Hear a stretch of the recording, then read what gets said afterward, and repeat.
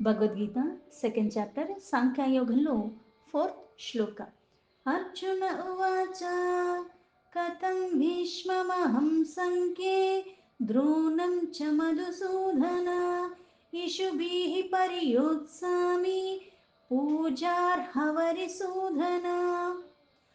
ఏదైతే కృష్ణుడు ఆ నిరుత్సాహానికి బలహీనతకి లోబడేలాగా ఆలోచన పరంపరని విడిచిపెట్టు, ధైర్యాన్ని కూడగట్టుకో, ఇంతకు ముందు ఎలా అయితే ఉన్నావో అవన్నీ ఉత్సాహపరిచేలాగా మాట్లాడాడు. అందుకని ఇవన్నీ త్యాజించేసే, యుద్ధానికి సిద్ధపడు, యుద్ధం చేయటం నీ కర్తవ్యం.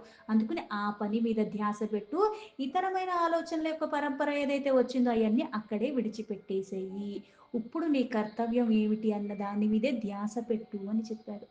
అవన్నీ చెప్పాక కూడా మళ్ళీ కృష్ణుడిని ఇలా అడుగుతున్నాడు అర్జున్. అందుకే అర్జున ఉవాచ కథం భీష్మమహం. అంటే అర్జునుడు చెప్తున్నాడు, ఎలా చెయ్యను, యుద్ధానికి నడుము ఎలా బిగించను, అక్కడ ఉన్నవాళ్ళు ఎవరు అంటే భీష్మ పితామహుడు ఉన్నాడు. అంటే ఆ భీష్మ పితామహుడి మీద నేనెలా యుద్ధం చేస్తాను. అందుకే కథం భీష్మమహం సంఖ్యే, ఆయనతో ఎలా యుద్ధం చేస్తాను. ఆయనతోనే కాదు, ద్రోణంచ మధుసూదన, ద్రోణాచార్యుడు ఉన్నాడు. పైగా మధుసూదన అంటే శ్రీకృష్ణ, మధు అన్న రాక్షసుని నువ్వు సంహరించావు యుద్ధంలో. కానీ ఇక్కడ యుద్ధానికి చేయటానికి తలబడటానికి ఉన్నది ఎవరు అంటే భీష్మ పితామహుడు ఉన్నాడు. నాకు విద్య నేర్పించిన ద్రోణాచార్యుడు, ఇటువంటి వాళ్ళందరూ ఉన్నారు. వాళ్లతో నేను ఎలా యుద్ధం చెయ్యగలను అన్నట్టుగా. ఇషుభీహి పరియోత్సామి. ఇషుభీహి అంటే నేను యుద్ధానికి పూనుకుంటే బాణాలతోనే యుద్ధం చేస్తాను. నా ఈ బాణాలతో ప్రతియోత్సామి అంటే నేను ఎలా ఎదుర్కొని పోరాడగలను. అంటే ఇక్కడ వాళ్ళు యుద్ధం చేసినా నన్ను చంపేసినా నేను చచ్చిపోతాను, కానీ నేను యుద్ధం చేయనని బోళ్ళు బోళ్ళు మాట్లాడేశాడు. ఎందుకంటే అనర్థాలకి దారి తీస్తుందని. ఇప్పుడు అక్కడ ఉన్నది ఎవరంటే తనకి పితామహుడు, పూజనీయుడు, పైగా ఇటువంటి గురువు. అందుకు నేను నా బాణాలతో వాళ్ళతో ఎలా నేను పోరాటం చెయ్యాలి. ఎందుకు పూజార్హ వరిసూధన అంటే వీళ్ళందరూ ఎవరు, పూజింపదగిన వాళ్ళు, నేను పూజించుకునే వాళ్ళు, నేను ఆరాధిస్తున్న వాళ్ళు, నేను గౌరవిస్తున్న వాళ్ళు. వాళ్ళ మీద బాణాలు ఎలా ప్రయోగించేస్తాను, వాళ్ళ మీద యుద్ధం ఎలా చేసేస్తాను నేను. మళ్ళీ అరిసూదన ముందేమో మధుసూదన, ఇక్కడ అరిసూదన అంటే ఇక్కడ శత్రువులని నాశనం చేసేవాడు. వాళ్ళు నాకు శత్రువులు కాదే, వాళ్ళు రాక్షసులు కాదే, నా హితం కోరి నన్ను ఇప్పుడుగా నాకు బోళ్ళు నేర్పించిన వాళ్ళు, నాకు అండగా నిలబడిన వాళ్ళు, వీళ్ళతో నేను యుద్ధం ఎలా చెయ్యగలను అన్నట్టుగా చెప్తున్నాడు. శ్లోకానికి యథాతథా మీనింగ్ తీసుకుంటే అర్జున ఉవాచ కథం భీష్మమహం సంఖ్యే ద్రోణం చ మధుసూదన ఇషుభిః పరియోత్సామి పూజార్హవరిసూదన. అర్జునుడు కృష్ణుడితో ఇలా చెప్తాడు, ఓ మధుసూదన, పూజ్యులైన భీష్మ పితామహుణ్ణి, ద్రోణాచార్యుల్ని యుద్ధంలో నేను ఎలా ఎదిరించన్న బాణాలతో ఎలా నేను పోరాటం చెయ్యగలను. ఎందుకంటే ఓ అరిసూదన, ఆ ఇద్దరూ కూడా నాకు పూజింపదగిన వాళ్ళు, నేను పూజించుకుంటున్న వాళ్ళు, నాకు పూజ్యులు, వాళ్ళ మీద నేను యుద్ధం చెయ్యలేను. కార్యాచరణానికి పిలుస్తున్న శ్రీకృష్ణుణ్ణి ఆ మనస్సులో ఉన్న తనకి కలుగుతున్న, అంటే ఎందుకు ఈ మోహం ఆవరించింది, ఆ కారణాన్ని వ్యక్తపరుచుకుంటున్నాడు. అంటే ఈ కారణాల చేత నేను యుద్ధం చెయ్యలేని స్థితిలో ఉన్నాను, అందుకు నేను వదిలేస్తున్నాను. ఎందుకంటే నేను పూజిస్తున్న వారు అట్లాంటి వాళ్ళతో నేను ఎలా యుద్ధం చేయను, నేను గౌరవిస్తున్న వాళ్ళని దాడి ఎలా చేస్తాను, నేను ఆరాధిస్తున్న వాళ్ళ మీద నేను యుద్ధానికి ఎలా తలబడతాను.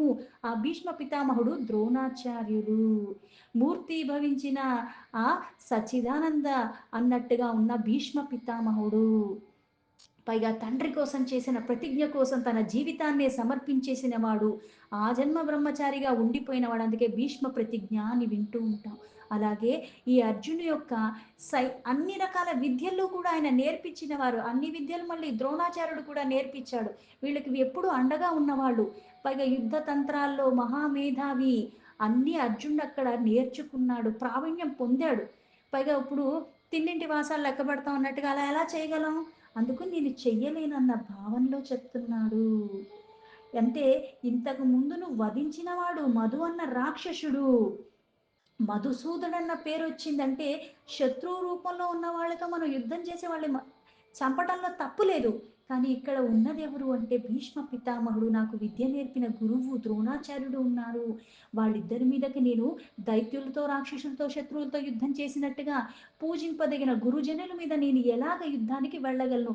నా స్వభావానికి అది చాలా విరుద్ధం కదా! వాళ్ళని నేను గౌరవిస్తున్నాను, పూజించుకుంటున్నానని తన బాధని, తనకి కలుగుతున్న అవన్నీ కూడా సందేహాల్ని వ్యక్తపరుస్తున్నాడు కృష్ణుడికి. అంటే ఇక్కడ గురువు పెద్దలు సాధారణంగా వాళ్ళు మనం గౌరవిస్తాం. వాళ్ళతో చులకనగా మాట్లాడినా మహాపాపాలు చుట్టుకుంటాయన్న భావనలో ఉంటాం. ఆదరించకపోయినా మహాపాపం అన్న భావనలో ఉంటాం. విద్య నేర్పిన గురువు దైవంతో సమానము. అలాంటిది ఇప్పుడు నేను ఈ పదునైన బాణాన్ని వాళ్ళ మీద ప్రయోగించి నేను ఎలా యుద్ధం అంటే ఆయన దగ్గరే విద్యలు నేర్చుకుని ఆయన మీద నేను ఎట్లా ఇవన్నీ ప్రయోగించగలను అన్న భావనలో చెప్తున్నాడు. అంటే శత్రువుని చంపటానికి యుద్ధం చేయొచ్చు, తప్పు లేదు. కానీ నా గురు స్థితిలో ఉన్న వాళ్ళని, పైగా నాకు ఎన్నో రకాలుగా అండగా నిలబడి నాకు అన్ని నేర్పించిన వాళ్ళ మీద నేను ఎలా బాణాన్ని ప్రయోగించగలను? వారి మీద అస్త్ర ప్రయోగం చేయటం అన్నది నా స్వభావానికి వ్యతిరేకము. నన్ను ఎత్తుకుని పెంచిన వాళ్ళు, నన్ను బుజ్జగించిన వాళ్ళు, మాకు అండగా మాకెవరూ లేకపోతే వాళ్ళు మాకు అన్ని చూసుకున్న వాళ్ళు, వాళ్ళ మీద నేను బాణాలు ఎలాగా, అంటే నేను నేర్చుకున్న ఆయన మీద నేను ఎలాగ బాణం వెయ్యగలను? అస్త్ర విద్యలు నేర్పిన ఆయన మీద నేను ఎట్లా వాటిని ప్రయోగిస్తాను? వాళ్ళకి నేను పాదాభివందనం చేస్తాను, వాళ్ళని నేను పూజించుకుంటున్నాను, వాళ్ళని నేను గౌరవిస్తాను. వారిని చంపటానికి బాణాన్ని ఎలా అయ్యగలను? నేను అలా చెయ్యలేను. ఎందుకు అంటే వీళ్ళు మధు అన్న రాక్షసులు కాదు, వీళ్ళు దుర్మార్గులు కాదు. వీళ్ళు నాకు చాలా నేర్పిన వాళ్ళు, అందుకని ఇటువంటి వాళ్ళ మీద నేను ప్రయోగించలేను.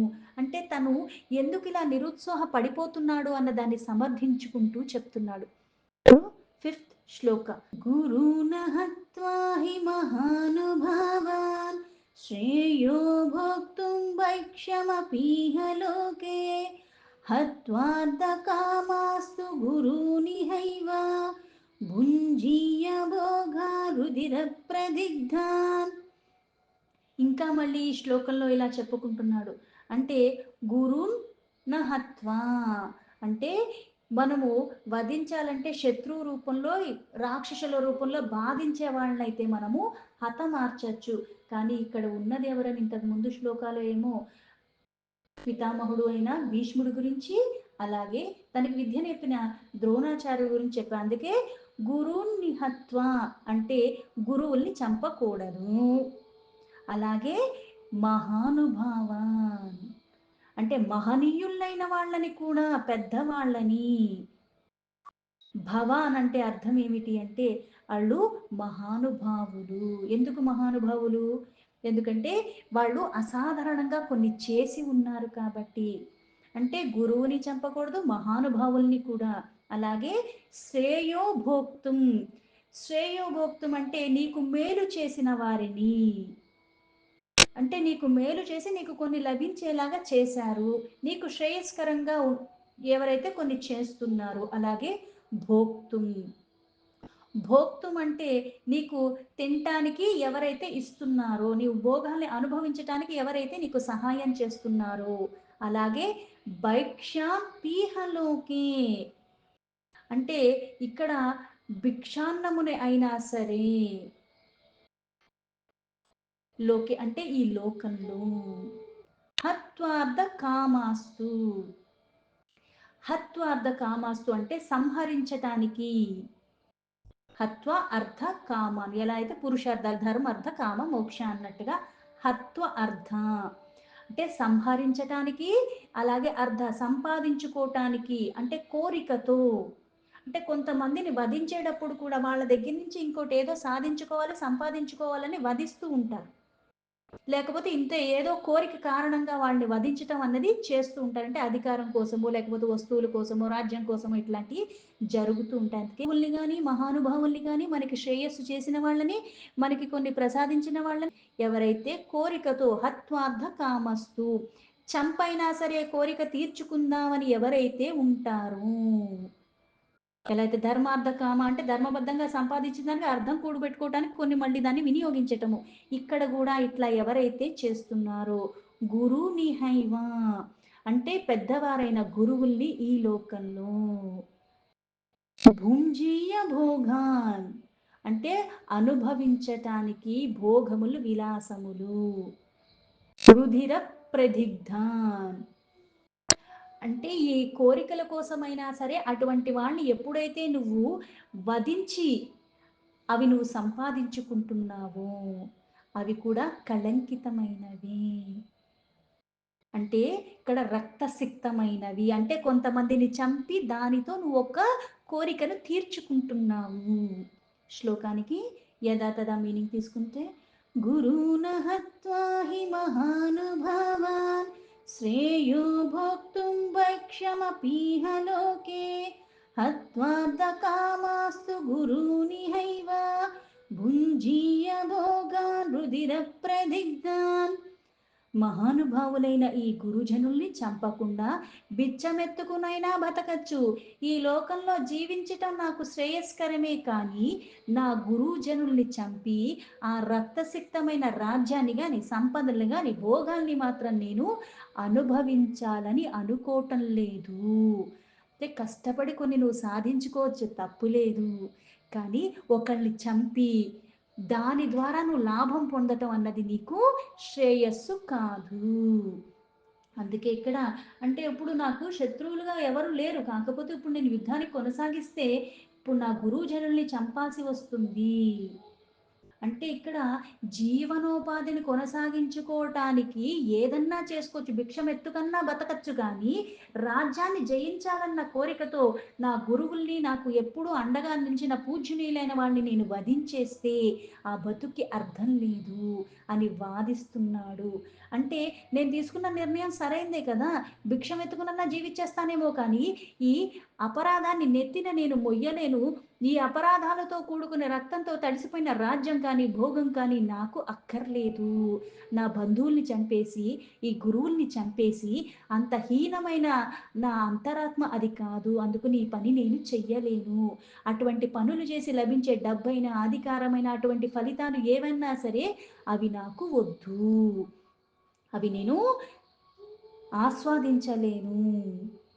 ఎలా అయితే దుర్యోధనుడి సేనలో ఎవరెవరు ఉన్నారంటే ఈ పెద్దవాళ్ళందరూ ఉన్నారు, వీళ్ళ వాళ్ళే ఉన్నారు.